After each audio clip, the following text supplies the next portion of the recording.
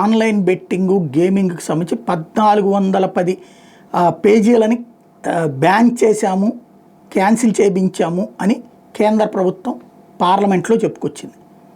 కాకపోతే బెట్టింగ్ యాప్లు మనకు వస్తున్నాయా లేదా, దానికి రాష్ట్రాలు చట్టాలు చేసుకోవచ్చు అని చెప్పింది కేంద్ర ప్రభుత్వం. బాగుంది, తెలంగాణ చేస్తుంది, ఆంధ్ర చేస్తుంది. కానీ యాప్లు ఇచ్చేది ఆంధ్రాలోనా తెలంగాణలోనా? ఈ రెండు చోట్ల కాదు, యాప్లు పుట్టేటటువంటిది విదేశాల్లో. ఈ యాప్లకు సంబంధించి ఇచ్చేటటువంటి ప్లాట్ఫారాలు గూగుల్లో, యాపిలో ఇట్లాంటి ఎక్కడిస్తారు? ఆ ప్లే స్టోర్లో ఇస్తారు.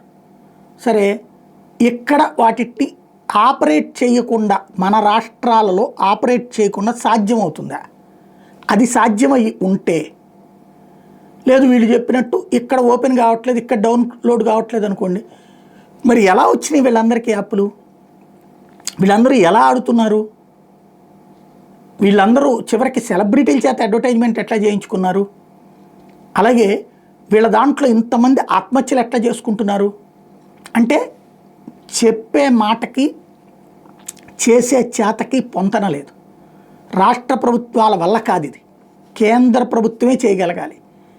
దేశవ్యాప్తంగా ఈ దేశంలో పొరపాటును కూడా ఈ యాప్స్ రావడానికి వీల్లేదని రాష్ట్రాలకి హక్కు కల్పిస్తే కొన్ని రాష్ట్రాలు ఓకే చేస్తున్నాయి, కొన్ని రాష్ట్రాలు వద్దంటున్నాయి.